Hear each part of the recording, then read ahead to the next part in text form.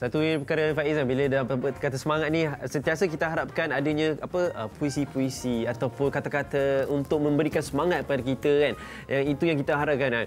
Adakah mungkin mahkota kiasan yang menjadikan untuk kita memahami macam mana kita nak mengolahkan kehidupan macam ni kepada benda yang motivasi kan. Yes. Kamulah. Dan tetamu kita untuk hari ini adalah idola saya, Fitri Yahya. Waalaikumsalam warahmatullahi. Apa khabar? Ya, okay. Assalamualaikum Fitri. Baik, alhamdulillah. Masya-Allah. Alhamdulillah, makin tinggi songkok. Dia mahkota kan? Mahkota kan? Tak dapat pakai mahkota. So, kita cerita tentang kiasan. So, kadang-kadang kita nak tahu adakah kiasan ni relevan dengan zaman sekarang ni? Sebab kadang-kadang kita cuba tujukan kepada seseorang, dia tak faham juga. Okey, sebab kiasan ni adalah kehidupan sebenarnya. Kiasan semua adalah satu makanan dan keperluan kepada jiwa. Dan sebab saya lihat zaman sekarang, mungkin anak muda ramai yang kurang faham tentang kiasan ni. Sebabkan mungkin kita dah terbiasa dengan benda-benda yang simple, dengan Twitter, TikTok, Instagram. Jadi tak ada ruang langsung. Lepas tamat SPM, mungkin ramai yang tak lagi mengarang karangan. Jadi inilah cabaran kita. Realitinya. Begitu. Cuba kalau Abang Fitri nak tanya, kalau macam kan kiasan, dia kadang dia boleh jadi sinisan dan sebagainya kan. Adakah dia boleh diterima oleh orang yang muda ataupun sesiapa sekali? Kalau dengan caranya, sebab saya juga pernah bagi ceramah kepada golongan seperti Mat Rempit, dan ternyata mungkin satu ayat yang biasa saja mungkin memberi bekas. Hari ini pun saya tampil dengan kiasan baju. Lihat tak semuanya hitam, tak semuanya hijau. Bergantung apa yang anda lihat. Ya, mungkin di sebelah tangan kanan anda memegang cinta, di sebelah kiri memegang luka. Kita tak nampak sebenarnya tersimpan. Ya, mungkin ada kehijauan dalam sebuah hati seseorang, mungkin ada kesepian yang tersimpan. Jadi hidup ni memang sebuah kiasan pun. Wow. Cuma kita yang tak menggali misteri di sebalik kehidupan. Sebenarnya bila kita tengok dengan cara Fitri kan, dengan kedatangan hari ini, saya tidak terduga akan benda-benda yang tersirat. Serius. Saya dah siap sedia dah. Dah tahu mesti Fitri Yahya datang ke Bola Kopi Hitam, saya dah bersedia dah. Mesti seronok nak dengar ni. Sebab satu sebab kita boleh ke nak tengok buku? Kerana kita pun seperti kita dah tahu. Sebab kita pun mesti tertanya-tanya. Dengan kehadiran seorang insan di sebelah kiri saya ini, datang dengan penuh kiasan bersama dengan diri beliau. Apatah lagi buku tulisan ni. Jadi kalau boleh nak Fitri baca salah satu daripada muka surat. Mana-mana muka surat? Contoh macam ni ya. Aku memukulmu. Benar? Benar. Tetapi yang aku pukul bukan dirimu, tapi debu-debu yang ada pada bajumu. Jadi kalau Allah mengujimu dengan kesakitan, bukan berarti Allah memarahimu. Sebaliknya hanya ingin mengusir dosa-dosa yang ada pada dirimu. Wow. Itu saya dah tanya dengan Fiona dan Haziq. Dalam banyak-banyak rumah apakah yang paling gelap? Rumah yang paling gelap? Wow. Rumah di jiwa yang kekosongan? Okey. Rumah maksiat. Wow. Tak ada jawapan yang betul dan salah, tapi yang sebenarnya rumah tanpa cinta. Wow. Cinta tu mungkin cinta kepada ilahi, cinta kepada orang yang telah pun pergi. Itulah terpulang sebab hidup ni banyak sangat kiasan. Cuma kita yang tidak menemui dan menggalinya. Wow. Jadi kalau kita tengok dengan keadaan buku ni, badai corona menyerang Buana Munajat bergema menolak bencana. Kalau saya baca nampak lain sikitlah. Tapi buku ini memang diterbitkan pada dalam pandemik COVID ni betul. kan? Ketika wabak COVID-19 memang kita semua duduk di rumah. Jadi saya timbul ilham untuk apa yang berlaku saya potretkan, saya puisikan. Jadi sampailah ke hari yang keberapa, masih lagi belum berakhir. Sampai jadi 333 halaman sudah. Saya terbitkan ini juga sumbangan untuk ilmu kepada negara yang telah pun dihimpun dalam bentuk puisi. Sayang kalau kita tak himpunkan. Sebab tu ada banyak peristiwa penting. Wabak COVID-19, kemudian tentang Ramadan, macam-macam peristiwa berlaku, kehilangan ulama, juga banyak perkara sedih, orang mati kerana dilanggar oleh pemabuk. Sayang kalau kita tak himpunkan sebagai khazanah ilmu. Betul. Saya perasan juga dalam Instagram sendiri, Fitri memang banyak merangkulkan tentang gambar, lepas tu menukilkan satu tulisan yang cukup panjang sebenarnya, yang untuk kita menyedarkan. Dan sebenarnya ada target tak sebenarnya bila letakkan puisi ni? Ada tak matlamat yang sebenarnya bila dah hasilkan buku ni buat di Instagram, sebenarnya ada tak matlamat yang sebenarnya untuk ni?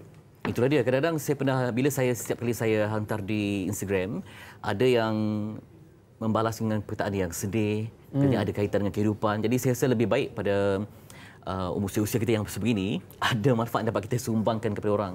Macam mahkota tu kan, corona ni maksudnya mahkota dalam bahasa Sepanyol kan. Jadi sebab tu dibuat mahkota kiasan. Sebagai contoh, kalau saya sebut tentang seruling cinta, aku ingin bertanya, bagaimana buluh yang kosong dapat menghasilkan bunyi yang sangat asyik. Wow. Kan kita tiup seruling kan? Betul. Ia hanya buluh yang kosong, tetapi bunyiannya, iramanya sangat indah. Malah dengan seruling, dua sahabat bisa menjadi rindu. Masya Allah. Bila terdengar seruling, boleh tak kalau penerbit? Sebab boleh kita on bunyi seruling sikit. sikit. Faiz kan, kalau bunyi apa awak dengar macam tiba-tiba naik keseronokan tu. Syahdu macam tu. Syahdu. Dengan apa? Macam orang suka dengan bunyi gamelan, ada orang suka bunyi gitar. Saya suka biola. Biola. Itulah dia kadang-kadang benda yang kosong tapi bergantung kepada yang si pemain.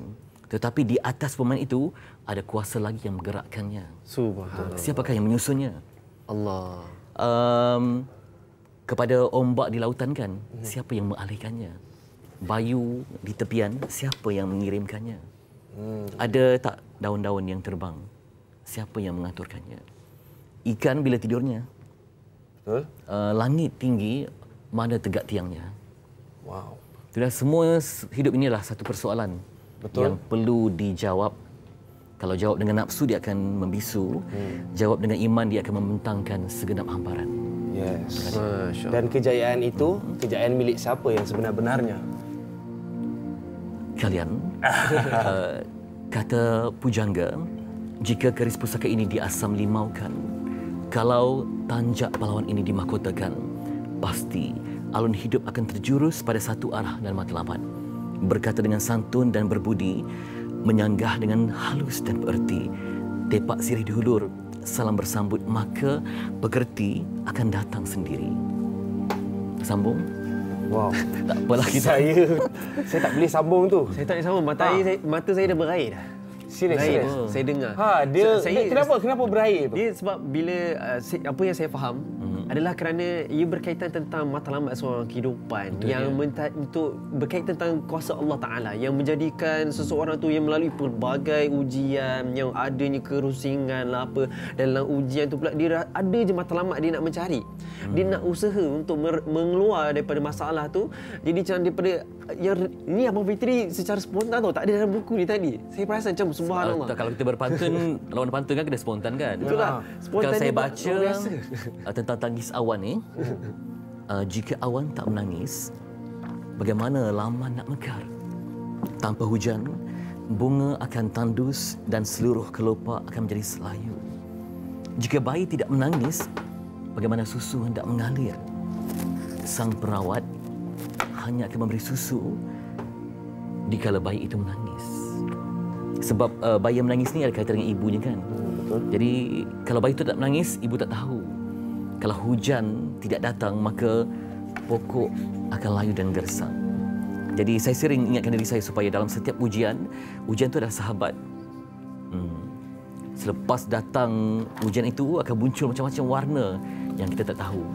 Sebab di musim kehitaman, rupanya Allah ingin tumbuhkan mekar cinta yang hijau. Saya tertarik dengan pepatah Cina pada kisah tentang buluh.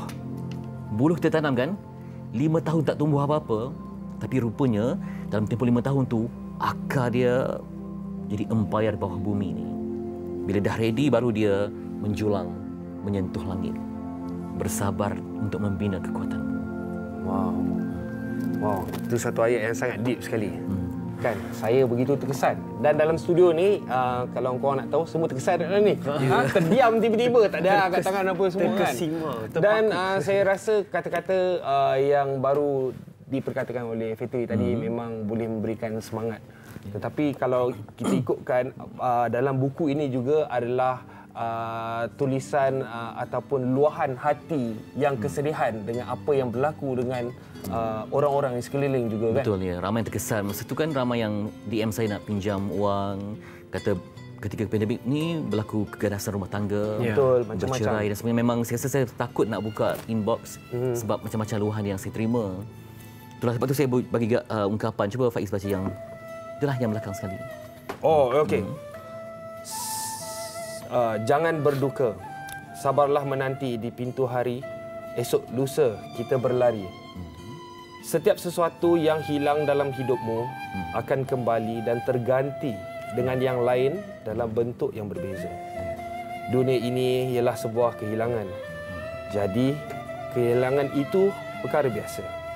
Jangan hanyut dalam tangisan dan ratapan sehingga syaitan bertepuk dan iblis menari untuk meraihkan kelemahan dan kekufuran dirimu. Sebab ada pesakit yang meninggal, kita tak boleh sentuh kan. Ikut SOP jenazah tu. Kita buat puisi orang yang hilang ayah. Katanya, ayah, kami nak peluk ayah. Tapi ayah kini dah jadi jenazah. Ayah, sedangkan dulu ayah yang pesan, sempurnakan jenazah ayah, mandikan dengan penuh kasih, urus dengan penuh sayang. Mahu semuanya jaga rapi oleh zuriatnya.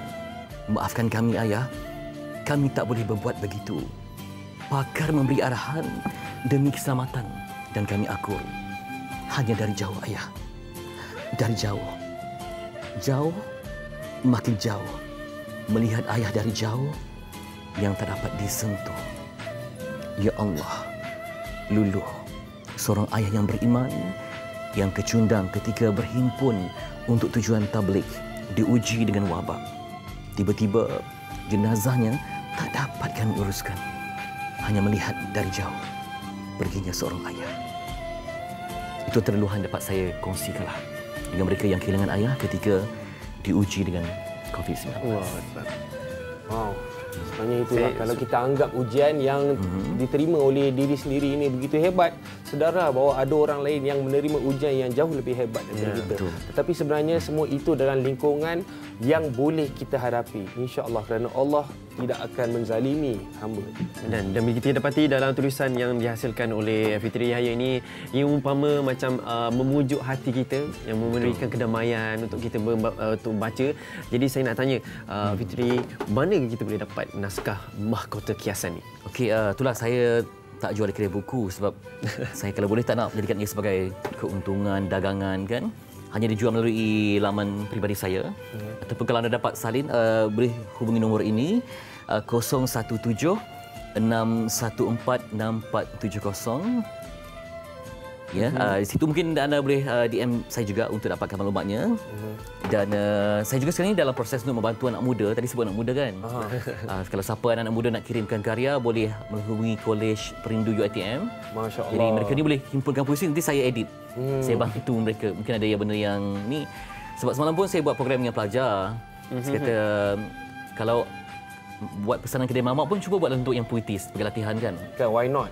Mamak berikan saya sekeping roti yang maniskan gula realiti ataupun kopi yang disulam pahit cinta asmara. Tapi semalam saya bagi tugasan tu kepada pelajar. Tapi ada satu tu memang jawapan yang sangat sedih. Okey. Dia kata, saya nak biskut kering sekering hatinya seorang wanita yang telah pun diceraikan. Allah. Dan kopi yang pahit seperti pada kejamnya suami yang melafazkan cerai meninggalkan aku kesepian. Sehingga kan dia hanya bermain dengan kata-kata, tapi rupanya itulah realiti seorang gadis itu. Wow, Masya Allah.